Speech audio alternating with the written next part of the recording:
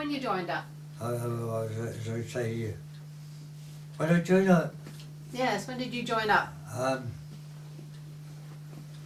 41, wasn't it? I think it was 41. I think it's, I'm sure it's 41. Yeah. How old were you? Do you remember? I haven't the faintest idea, Joe. Were you 19 or 20 or? I was,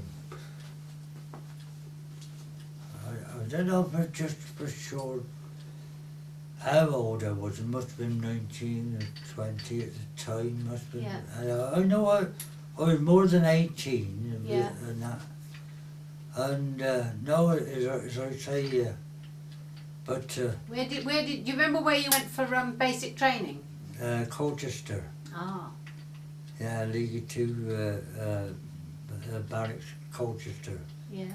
Well, that's where I did my basic training. See, then I went actually to what they call number 2 battalion Yeah. at Woodall Spar in Lincolnshire. See, Yeah. and that's where I then went from there to North Africa. See, then through North Africa, then to Italy. Where were you in North Africa? Do you remember? No, it was just the latter end. It was only just the latter end of the North African campaign Yeah. when we went there and that. So was If that you in know- Algeria? Were you in Algeria? Well, actually, where we landed, it was Oran. Oran. Yeah, Oran Bay. That's what's the name of that country? I think it's either Algeria or Tunisia, isn't it? We landed in Oran Bay. No. So we'll find out. Yeah, and that. Then, as I say, then we travelled all the way up North Africa, right up to the Suez Canal. Yeah. How did you travel? Or transport, trains, buses, that, and then, as I say, went up the bridge there. That's when we went across to Salerno, wasn't it? Yes. That's where we landed in Salerno. Well, then, In Italy? that's it. Then we more or less went all up the centre of Italy to. We got to what the river they call the Grugliana River. Yeah. Were you marching or how were you travelling then in Italy? Well, that was all on foot from when it? we landed at Salerno. See, I was all on foot right through and that. Yeah. I don't know how far it was or what, as I say like that. Because that's where on the Grugliana crossing, see, because that was a massive big river, see, and that. Yeah. That's where I lost part of my finger. That's where I got a very. Did you not have to? You had to wait for a time, didn't you, at the river because it wasn't it in Oh Spain? yeah, or yeah, something? because yes, it was in full flood. See, I can't remember just offhand how long we had to wait, but I can remember. I had this finger off. Yes. On the 18th of January, when my birthday's on the 14th. I always remember that date when I Yeah. lost my finger. Yes. And then, see, I went back then, I was in hospital and convalescing. But when you went, I remember you were sent to the medicals people, and you had your coat. You said your coat was cut through. Do you remember that? When you had your finger off, somehow the shrapnel had cut your coat. Oh, that's when we went to the MDS. That's right. Tell us about that. Because I went to first aid, first of all, and they said, we can't do nothing here. They said, we're being shouted, we can't use no light and that. But they said, you go up the top, there's an ambulances waiting. Yes. I'll take you to the... I went to the MDS, and I had the biggest scare of my life. Yes. Because we got into, it was all dark, we just got into somewhere there was the lights on then, see? Yeah. And I spotted my great coat, and I spotted this slit all down him. Yes. And as I say, I gradually opened that bit at a time, got to my blouse, Yeah. he split, went right through then, through to my shirt, pullover, shirt, down to my vest, and looked to have it. As I opened my vest, my stomach wasn't marred. So it caught all your layers of clothes and it hadn't touched you. Yeah, it was just as if it'd been run down with a razor then. The razor Yes. wouldn't have cut in there. And Stan, was that the same bit of shrapnel that took your finger off? Oh, you don't know? I've no idea. No. Oh, because I had this mortar bomb explode just in front of me. I still claim if I'd have, well, I couldn't actually fall down at the time because I'd got a big water set on my back, see? Mm. What I don't know what 38 set or something like that. I'd have powered down. If I reckoned if I had a power down, it blew me head off. Right. It was that close. The blast came to me face, it's like that. Yeah. And where I had my hand, oh, no saying where I had my hand and that. But the funny thing was, that compound fractured that finger Yeah. and just touched the top of that one Yeah. and never touched his next one. Amazing. And then as I say, went to, I said, number 1 British Hospital, then I went to number 2 British Hospital, and then, what do you call it, I don't know how long I went back, went up for convalescent, Yeah. see, like that. Well then there was the Anzio landing, see, that was above Rome, and we had the Anzio landing, and after that, well, when they withdrew us out, there wasn't enough there to make a company. That's when they were saying that we were actually coming home for the second front, Yeah. see, because the D-Day hadn't started in those days then. When we finished up back at out in Egypt to have 500 RA blokes here for training for infantry. Were you doing the training then in Egypt? We were trained, well actually being we were experienced soldiers, see, Yeah. we had these what they call Royal Artillery men that used to be on the Suez Canal defence zone. Mm. We trained them for infantry. Oh. That's what it come to. Mm. And as I say, we got then we loaded up again, and I can't tell you actually just where we landed in Italy now. Not to this very day. I don't know where we actually unloaded this boat, because that's when I met the 2 Bampton men. Oh. Who did you meet? That was most peculiar. See, I was actually on what they call Orlagan guns for air defence, you know. Well, I came off at 6 o'clock that morning, Mm. because our quarters was the ballroom of this liner. Go to look, someone stole my razor. I was going round all at once. Who I should meet was George Bishop. He used to live up here. See? George Bishop. Yes. He said to me, he said, "What are you on for?" I said, looking for a razor from somewhere. I said, "Someone nicked my razor." Well, there was another chap, you know, that used to live in Bampton. He said, well, Merck, he called him, see, but it's actually Charlie Brooks, my name. He said, "I think Merck got 2 or 3. I said, so we went down and down, about 2 decks down like that, and they found him, and there it was. And he gave me a razor. Yeah. And you know, I never saw a glimpse of them afterwards. I never actually, they weren't in our regiment because you know there were separate lots of regiments there. But you were in the Ox and Bucks, weren't you? Yeah, Yeah. 7th Battalion. Yeah. and But George Bishop survived the war, didn't he? yes, George survived, yes, and this, well, Charlie Brooks. Charlie Brooks used to live right on New Road there, but he married and he was living in London and that, and yeah, I don't know what regiment they were in, I don't know more than you. They weren't in our regiment, but this is the most peculiar bit of it. Going back to the time when we were in Egypt, we were on the campus, seeing tents, see there like that.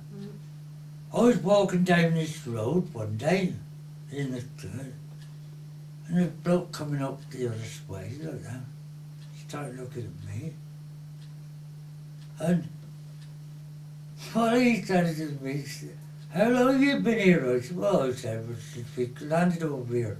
It was Roy Stroud. Yes. He used to be from milk marketing board in that. And he's Bampton man.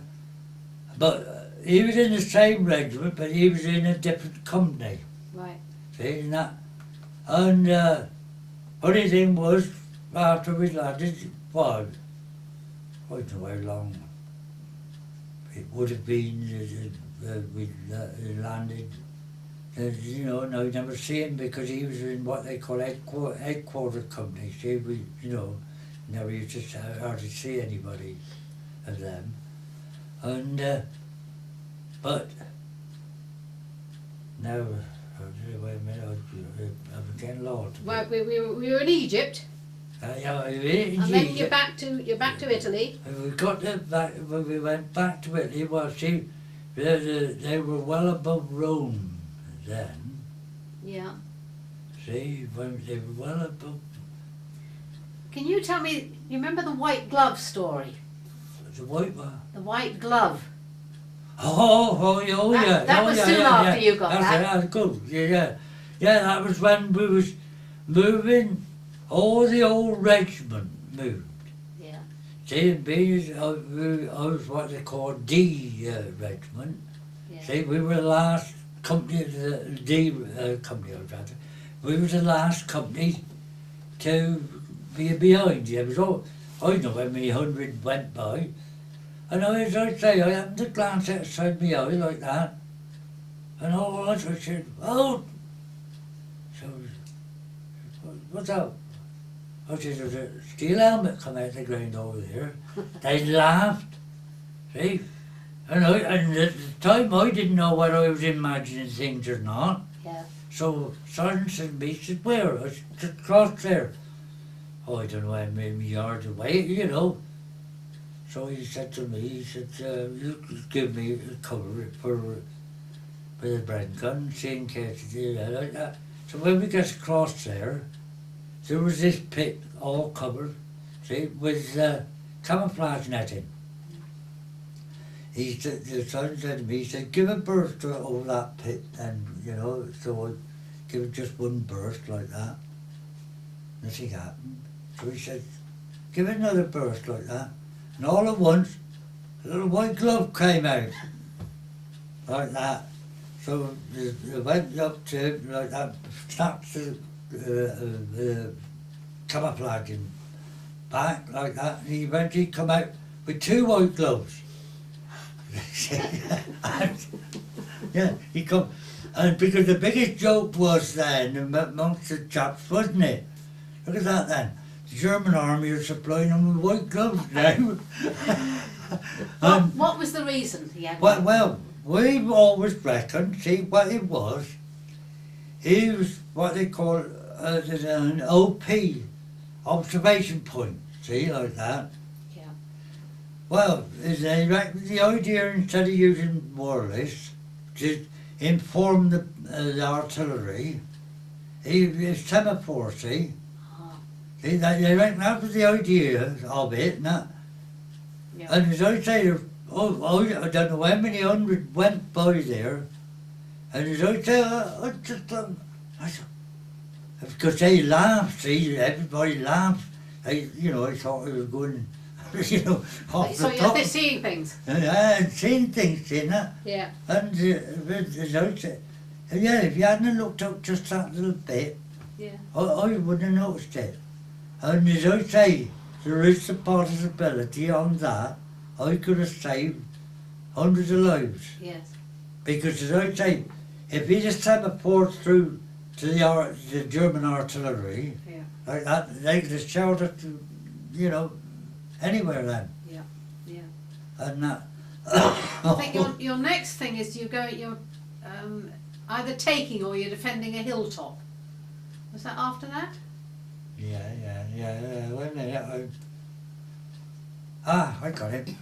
That's that instance that the taking of that the place called Germany. Oh. Yes, as I say there, with that, see, all of the companies have been trying to attack this village all day long. And we've been to be the reserve company, it's our turn, the last turn, saying that. And that's where you had to walk over bodies where the snipers were shooting fellas going past a gateway. Yeah. Well, we eventually get up into this village itself, and it was on what they call a sunken road. See, that's where you got where it had been cut in the hillside. Yeah. Well, we got very near into the village itself, and there was a German come round the corner with an automatic and just fired into us, and I was the only one that never got hit. Well, after the emotion sort of died down for a few seconds, I seen my officer, he'd been hit in the hip. So I sort of dragged up Mr. Ward, crawled up to him then, rather, and he was all hit in the hip. Well, I got to put my hand in his field dressing pocket, see, because we carry a field dressing in a little pocket. Yeah. He hadn't got one. So I get mine out and undoes mine, and they were actually in a canvas case first of all, then you like that, then about 2 or 3 layers of waterproof paper and all that. Well, eventually I got to it, that got to him, and as I say, I got this field dressing put on there what best I could, because I hear German talking above me and down the side of me. Yeah. Well, I eventually get him sort of tied up the best I could, and we'll put it that way. We got him the best I could and that. And I went to move in, and the river sniper hit the road about 2 feet away. I just pushed him back in, and I pulled myself back in again, because if we were actually like luxuries of it, we were actually like what I call a little lay-by then. Yeah. See, when we were in this lay-by, he couldn't see us. But when I went to move him, he see us. Well, that happened twice. Yeah. And in the end, I said to him, I said, I said, I just have to get help. I said, I can't get you out. I said, like this. And that's when I sort of crawled away, and it was getting dark at the time. That's when I got to a bamboo fence, broke these canes a few at a time, and got through like that. And I got out onto open country. It was dark then, it was really dark then. That's when I sit down and open my emergency. We carried what they call emergency a box of chocolate. Yeah. Well, you're supposed to have permission from an officer before you actually did it. But I was that hungry. I just get there, opened it. I sit there like that, eating this chocolate, and the artillery opened out, and they were going over me like that. Both sides? Both ways. And as I say, you hear these people say about, oh, they can tell the difference between German artillery and British artillery and that. But I tell you what, they had to be good then if they did. That's all I can say, and that, because I couldn't. But as I say, I was just in between the 2 lines of them as they was going over me, see, like that. Well, eventually, I thought, it was coming dawn then. I thought, well, I've got to make a move somewhere or another, because I didn't know whether I was in German territory or in British held territory. I didn't know. That's when I well, I must have got onto a rock face, and I slid. Yeah. I slid and landed on a road, Yes. and there was a bloke stood there. I don't know whether it was German or whether it was British bloke or whether he was dead, whether he was alive, I don't know. But I'll tell you what, Bannister wouldn't have caught me that then. Well, I guess actually get to a river, Yeah. and it was getting, you know, well, I'm to look up this river, and I see there a mill.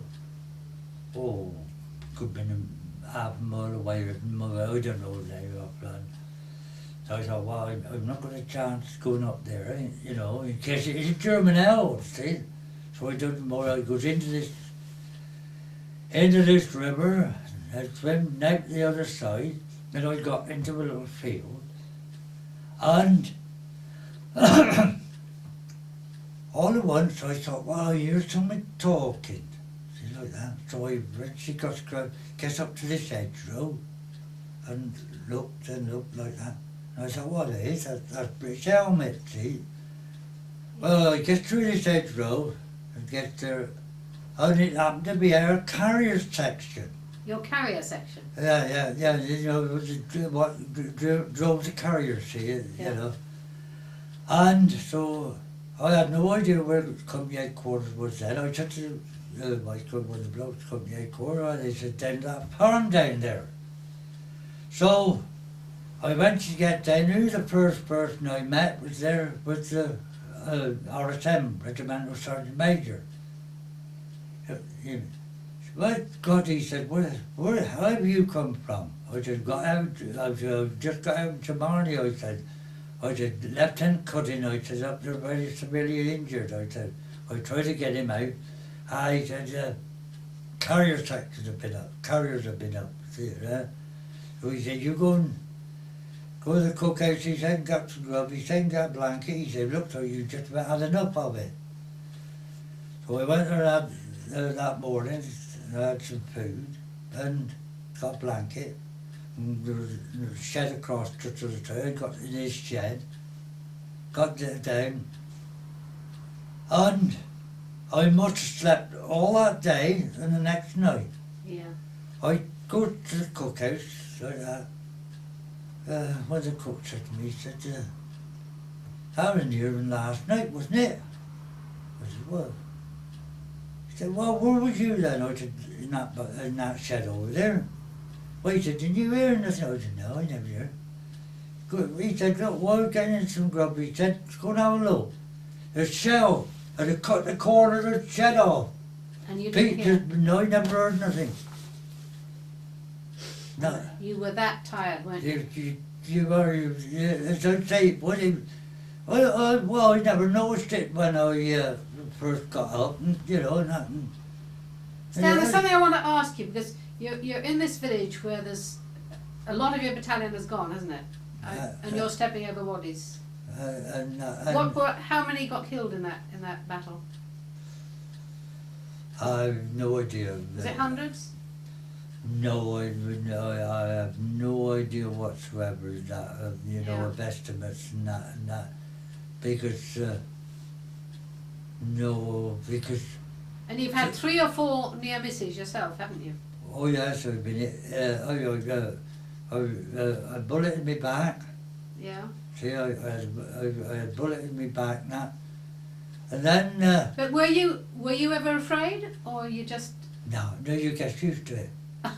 You do, you wouldn't hardly believe it. I tell you what, I don't mind admitting. The first time I came under artillery and gunfire and that, I was just froze. I don't mind it. Yeah. But you never took no notice. Amazing. No, they say you get used to things and you blooming well do too. Did you ever feel sorry for the other soldiers? No, there was actually only one person. Funny you say that, you bring that up, I remember my name. After we went back to Italy, I should imagine somewhere this could have been January, February time of the year. And there was a bloke come up to me with a ginger moustache. And he was a bloke. you know, 4 years older than me. Yeah.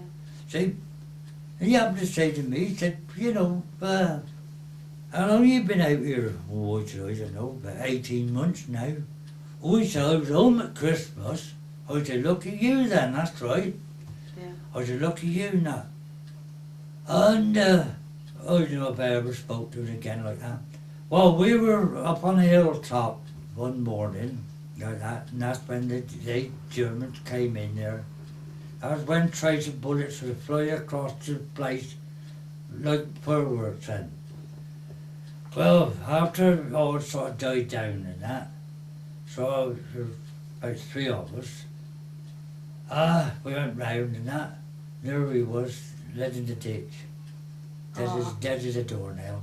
And you know what, that's the only fella I ever took sympathy on. I don't know why. Yes. Yeah, because he come up and just spoke to me, I suppose. That's all there was to it and that. Yeah. And, yeah. No, over... Well, you've just got out of your shed alive, having had that deep, deep sleep. So what was the next adventure you had? Wait a minute,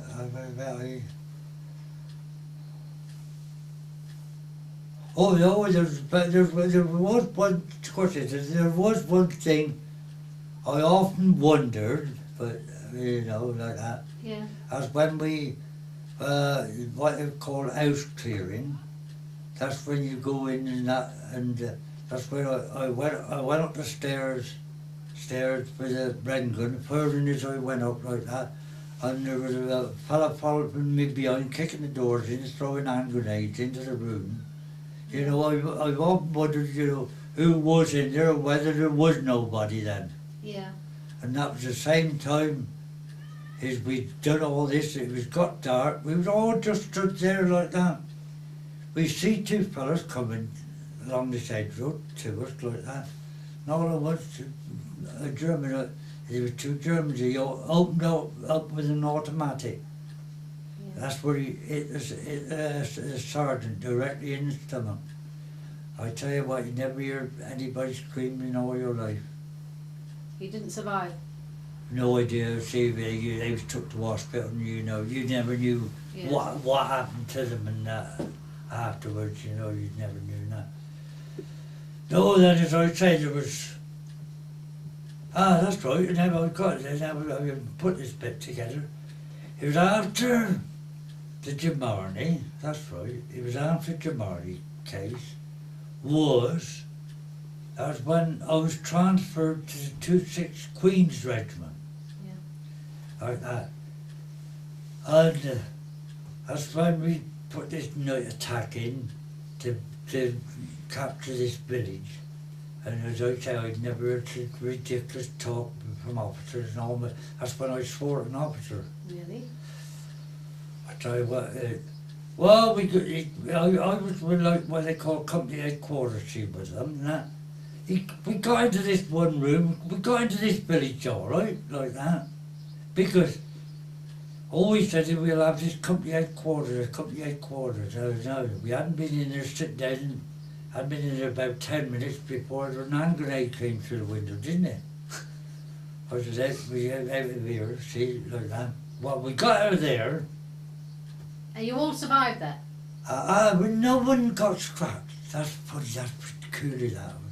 But see, those German hand grenades hadn't got like the power like ours, the British ones and that. Because they were only like tin boxes.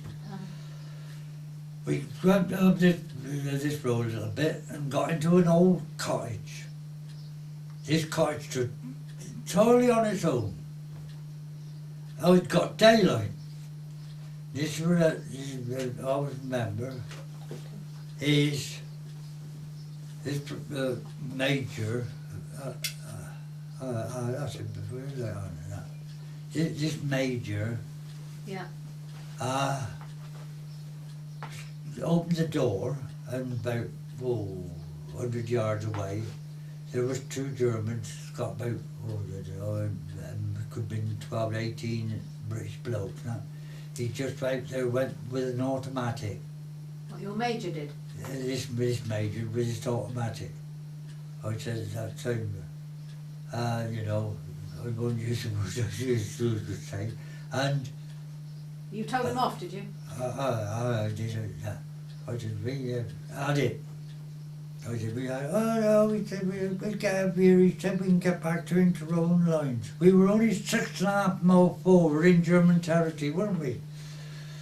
Well, it looked up at the back of this building, there was like a small doorway. We got out of there, all right, going along the central. I looked down into one of these big trenches, defence trenches they dug, you know, like that. Yeah.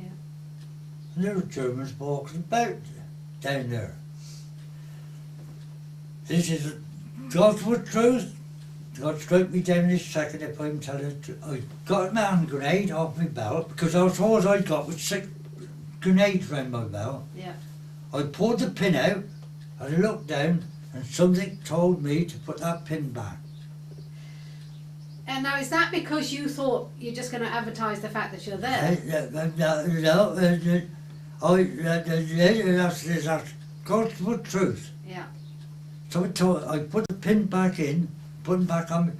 Well, within 10 minutes of that happening, what happened? There was a machine gun opened out there. One opened out like that and one opened out like that. Yeah. See, if I had dropped that grenade over that there, well, they'd have splattered us to Yep. see that. Well, that was the time when did I tell you, a worm wouldn't got under my belly, I don't mind admitting, like that. And there was this silly major, got on his knees, opened out with his automatic against a machine gun. Well, obviously you're asking for it, aren't you? Yeah. They just splattered him. He was hit 18 times.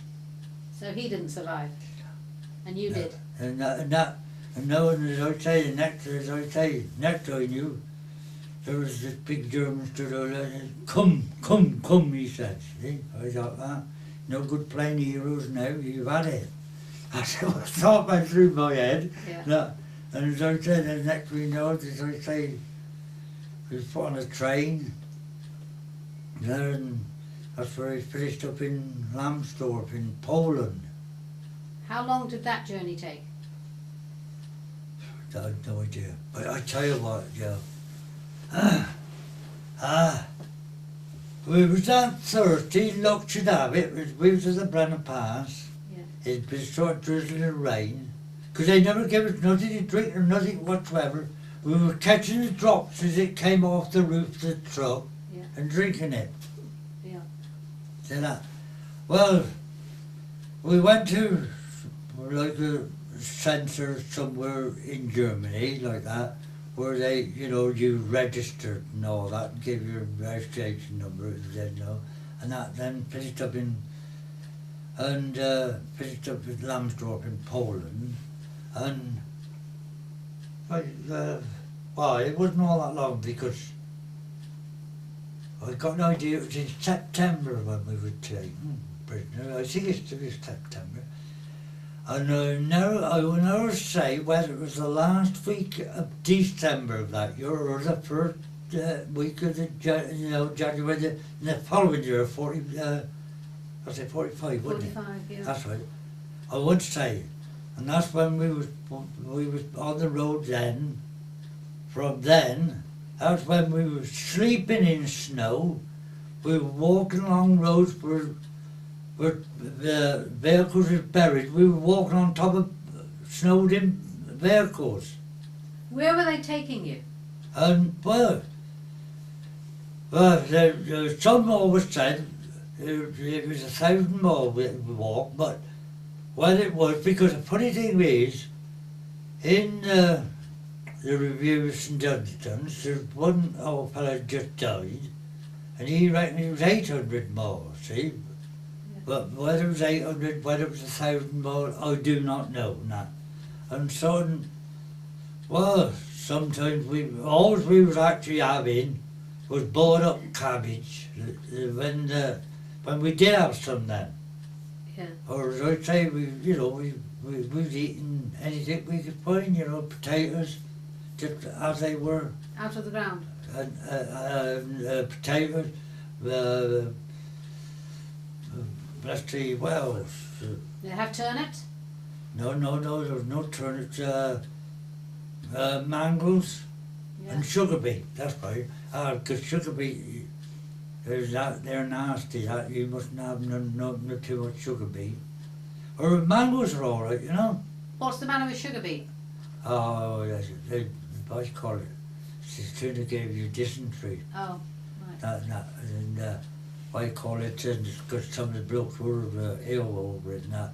Yeah. Then occasionally, we used to get a slice of bread. Yeah. But, it might be only one a week. And I swear blind, and I think I got to the bottom of it, I swear blind then, that was sawdust, coloured sawdust we were eating. Yeah. Because you could find out it. And the funny thing is in one of their reviews, was one of the old soldiers talking about it. Yeah. And then as I say, that was April 12th. President Roosevelt died. Right. After, I think you'll find Have to out, look it up. 12th of April, 45. Yeah. I got an idea of that. Yeah. Yeah, and so that's about 4 hours, because we all split up into little groups. See? Yeah. That's where we went back up into this village. Yeah. That's where one bloke kicked on the door, this big house like that. Bloke come to the door.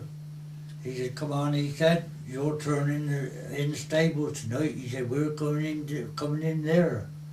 Now, are you guarded? Pardon? When you're being marched along, have you got guards with you or what? Yeah, oh yes. There was guards all the way like that. Yeah. Because at one part there was guards. Well, I thought they were more or less like, well, civilians, like our own guard then. Yeah. But they weren't in uniform. Oh, Just had civilian clothes now. yeah. Yeah, because that's where we had. That's where we had the big lamb. There was one old fellow, I don't know how old he was, big tall bloke, big club hat and that, got an old big mortar rifle like that. That's when the bloke picked one of the big sunflower, Yeah. like that, and stuck him in his barrel. Well, as he walked this old sunflower, we happened to go through this village, and there were some women and children there, and they were laughing, and he kept looking round, that he more or less knew they were laughing at him, but he couldn't make out what it was, see, like, first of all.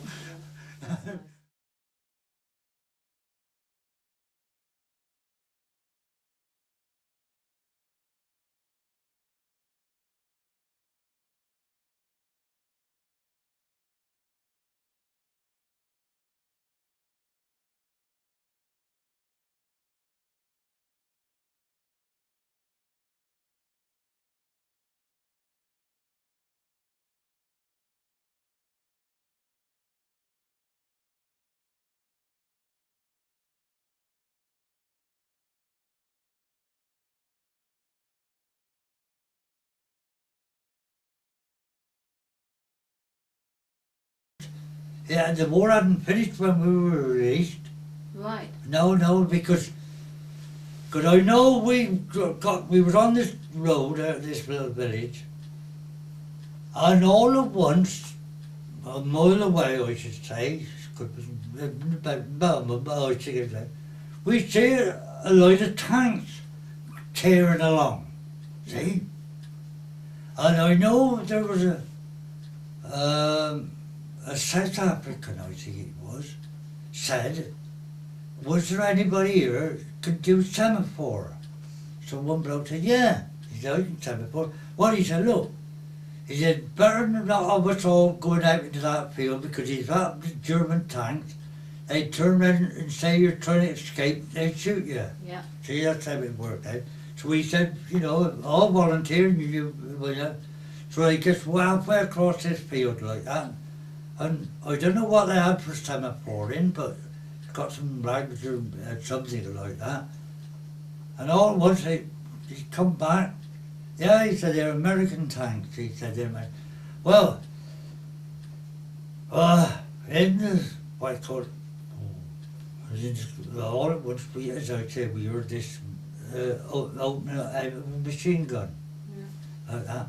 Next we knew, there was the biggest American I had ever seen, come walking through with an automatic, like that. I mean, you know, they got all these fur-lined coats and that on. He looked his boy, he did, you know, honestly did, he was big. Well, and as I said that, that's when we split hospital up, like that. And that's when we went to the town department, or whoever he was, I don't know. That's when we had the horse and cart, and we loaded up, and away we went. It was a horse and cart belonging to the farmer. Ah, yeah. And that. Because, so more or less, we sort of kept watch or bit guard all through the night, you know, what was happening and what not. See, because we didn't know, you know, we didn't know actually, well, anything what was happening then, really. Yeah. So we get this horse and cart, and oh, big bloke come in, he said, anybody ordering this horse up? So the bloke said, yeah, he said, yeah. He said, no, it's a lovely horse in there and cart, he said. He said, our best thing, he said. No, 2 horses rather, sorry, 2 horses. Yeah. He said, because they had a pole that they horse each side of the pole. Yeah. Like.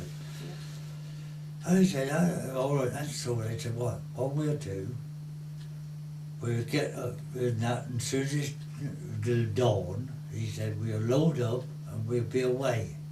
How many of you in the horse and cart?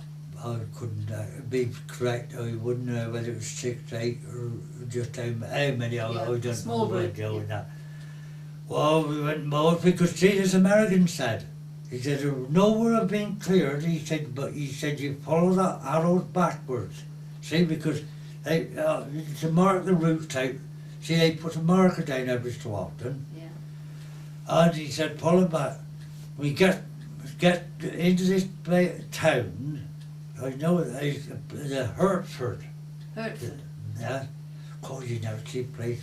Well, the bulldozer was just there pushing the stones not apart so traffic can get by. Yeah. Well, we get up to sort of a crossroad, this horse and cart, and an American policeman stood there, see? So we said, you know, any chance of, you know, any transport coming back through? Yes, he said, there's one due back through any time now. So I know one of the chaps said there was an old German stood there. He said, all these horses, we just left them stood there holding the horses. Well, he'd be glad. Well, so within half an hour, quarters to 3/4 an hour, I don't know, convoy came through, see, like that. So we loaded up into there. Well, they pulled us up at in this village, and there was a big notice, all ex-POWs report here. So this is the place, so when we go to this, in this house, there was just ordinary soldiers sitting there and that. So we said, well, I asked for Major somebody, I don't know how the name was now. And he said, he went yesterday, he said, he's gone from here. So we thought, well, don't know where our next move is. That's when we took up the lodgings with the German people.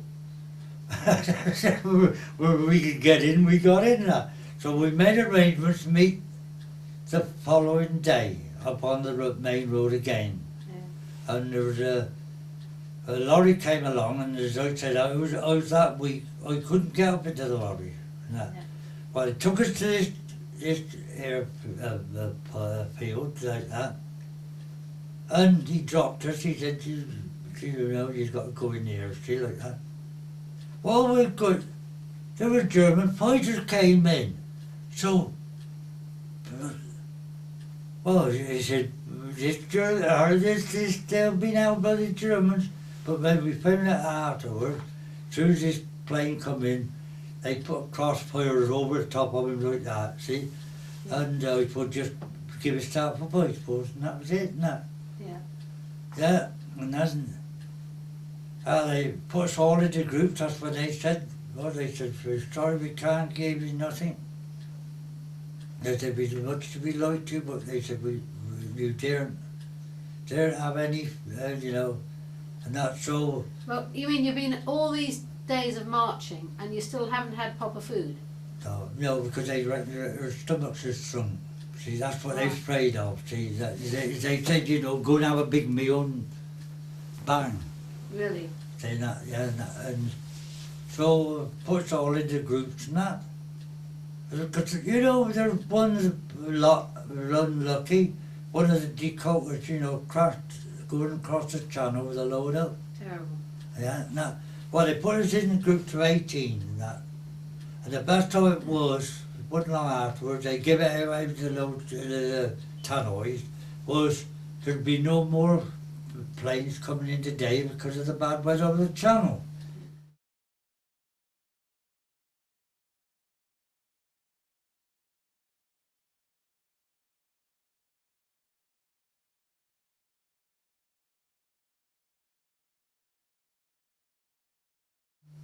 Oh, it was about half an hour or so afterwards like that. Well, there's some coming in now, because they came in threes, see, these decoders now. Well, what they were doing, they were bringing in supplies, that, and then they put us in groups, that, and eventually our group come up, our lot, and that, we got on, and the best of it was, you could either land at Wing or land at Broadwell, see? Yeah. Oh, I was thinking of Broadwell out in Worcester, wasn't I? See? I picked, I didn't know there was an airfield at Broadwell had been built while I was away, and that. So I picked, and as I say, we landed there, you know, went right through. You never brought nothing of this decontamination. Yeah. You've never brought nothing out what you took in. Yeah. Everything. You went in and you picked up all new uniform and everything like that, medical and X-ray and all that and that. Yeah, the only things you were allowed to use, and they decontaminated them, was your discs. Oh, right, okay. They dipped them, and Right, something like okay. that. They dipped them, or everything else. You had to leave. Yeah. Well, it's because they were very frightened of typhoid. Oh, yeah. Yeah, they were, you know, they were, you know, a wonder of us bringing typhoid in. Yeah. And that. And as I say, went out to a camp. I don't know where. It's up in England here. I have no idea where it was now. There was there was a bed for us like that. There was a telegram on the bed. All it just put on there, you know, you arrived home and that on there. And that was sent off. Then the following morning you had your breakfast and you had your travel warrant, pay and all that. And you was on your way home. Hadn't your father had a telegram already to say you were missing? Oh yes, they sent them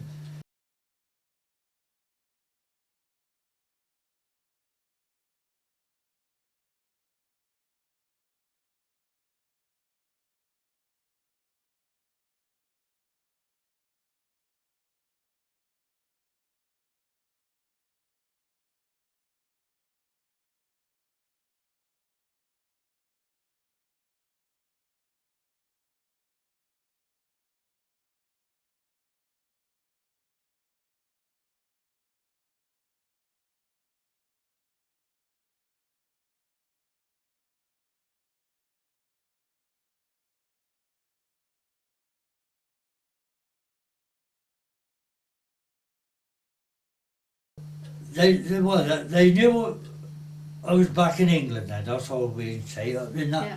And I happened to look at, because in those days, there was about 4 trains a day from London. Yeah. It wasn't this half-hour journey, you know, like that. And I walked in, I put about 6 o'clock that evening. They didn't know what, didn't know where it came.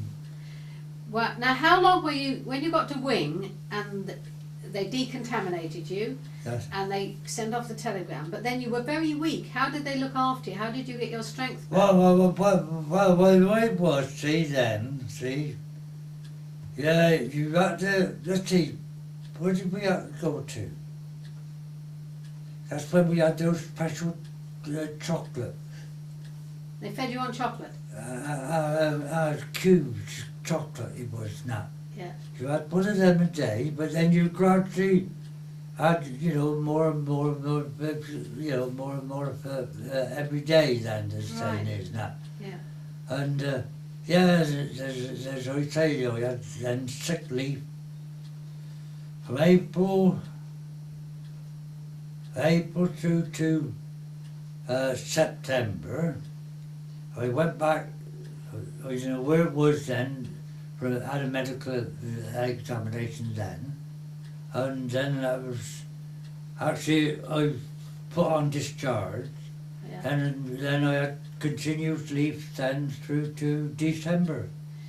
What I want to know is, you get back to Bampton, your parents have had a telegram, they don't know when you're going to arrive. No. How did they greet you? Well, I tell you what. They put out the flags? No, as I say, it's more of a shock than anything. And Was it? Yes. We'll put it in that, because they knew I was home and that, Yes. but knew I was in England then, we'll put it. Yes.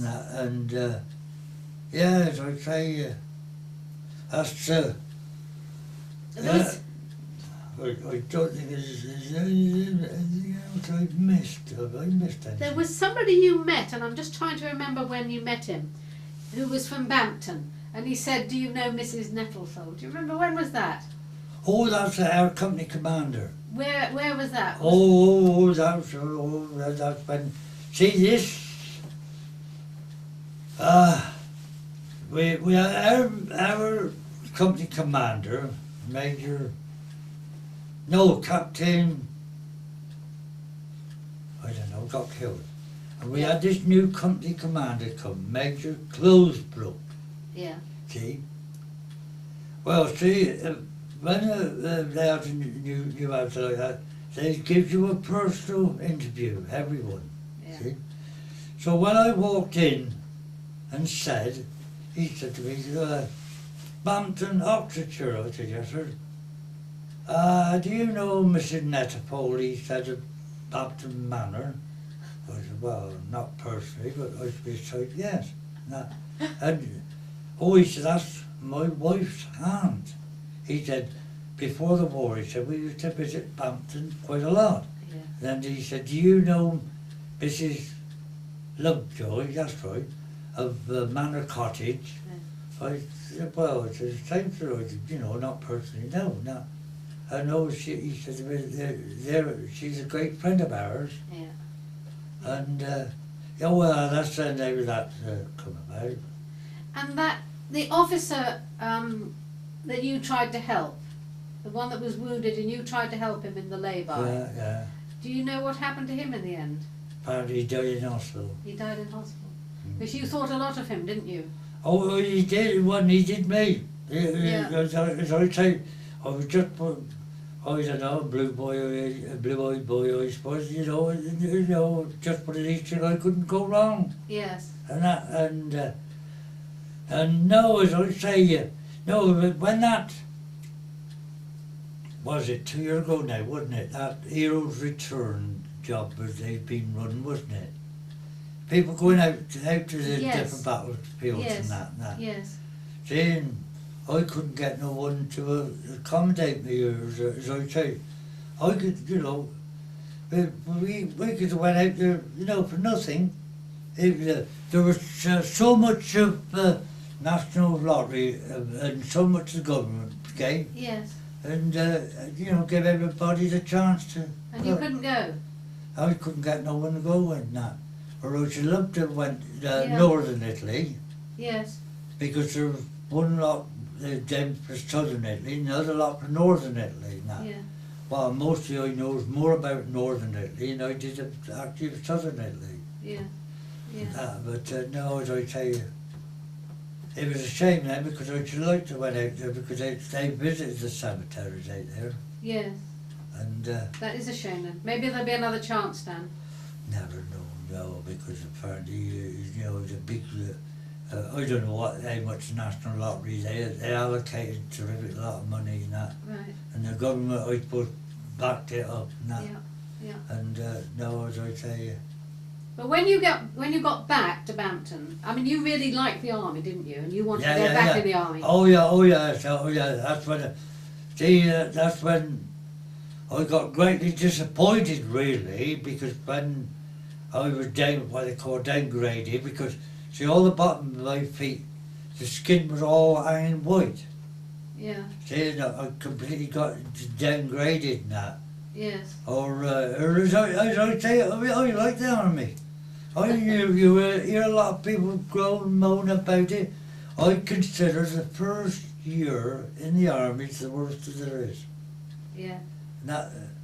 And see, there's another thing, see, Joe, is you hear people moan about, oh, the army food now. When I was down in Colchester, I tell you what, you couldn't wish for no better, because you know, you might have heard of it, people were on rationing. Yeah. Because always remember, when I come home on leave, you had civilian ration. They gave you a paper, you know, you took the shopping. Yeah. That, It's your ration books. and that little 2.5 ounces of cheese. Mm. That always sticks in my mind. For a week. That's a week's ration. Yeah. And down at our mess, down there, Yeah. there was so much cheese being wasted, they used to cut up so much to a table. Yeah. Well, it got like that, there was so much being wasted, they stopped that, they used to have a round of cheese, they'd bring round, and what you want, you could have £2 if you wanted it out of there. Yeah. You know, Yeah. and well, as I say, the cooking and that, so as I said, the roast and that down there, the roast meat, roast potatoes and that, is what you call it, is good. I think you have got an amazing story, and you had so many near misses, didn't you? I think there must have been an angel just sitting on your shoulder.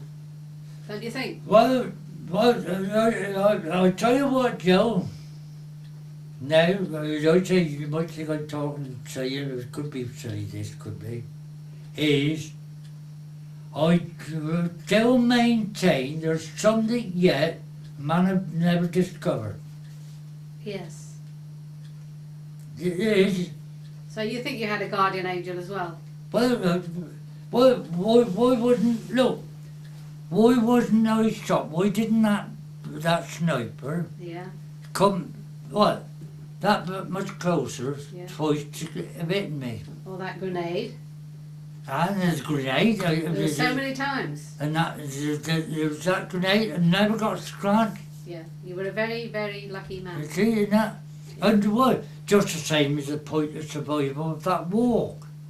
Yes. See, Hundreds died, didn't they? Hundreds died now. Yeah. And you survived. And I wasn't surviving. No, as I say, I don't know, as I say, you know, you might think I'm talking silly, but there's something yet that man haven't discovered Right. about the world somewhere or another. Yeah. Yeah. And you've told an amazing story, Stan. And, Thank you very much. And what was also interesting to me is when it was all over and you came home and you'd got no work and you weren't going to be let back in the army and you started going down the pub. I always say, but actually, But then you stopped, didn't you? No, I know, but actually what drove me to drink is of me like that. Was what drove me actually to drink was, as I say, was this leaf tree I had. See, This leave. you know, this army leaf. You know, now what and where it was. Well, you never think of these things. Every time, see, you used to have a letter come. Your leave had been extended for another month. See, should you require further advance of cash, just fill a chitty in and send it in, and you know, have what money you want then. Yeah. Well, I didn't realise, see, at the time, that was my gratuity money I was spending, wasn't I? Yeah. See? Well, when it come to finish up, I hadn't got a great lot to come, I'll tell you. But Yeah. no, if I'd been, what? Really not talking silly really now. As I say, I've been more careful Yeah. and not had so much blooming drink. Yes. Now, But you did stop. You did stop, didn't you? You stopped just like that. that's, yeah. Yeah. Yeah, That no. was great. As I say, look, that's the example. As I say, I went down and we had 12 bottles of beer of a sunny lunchtime. Yeah. And then went back in the evening. And no, and as I say, well, actually, I shouldn't think I drunk a pint after I got married. I shouldn't think I drunk a pint of beer a month Yeah. if I did that. Right. What? No, because no. So is that the love of a good woman keeping you on the straight and narrow? No. What my wife she had no interest in drinking.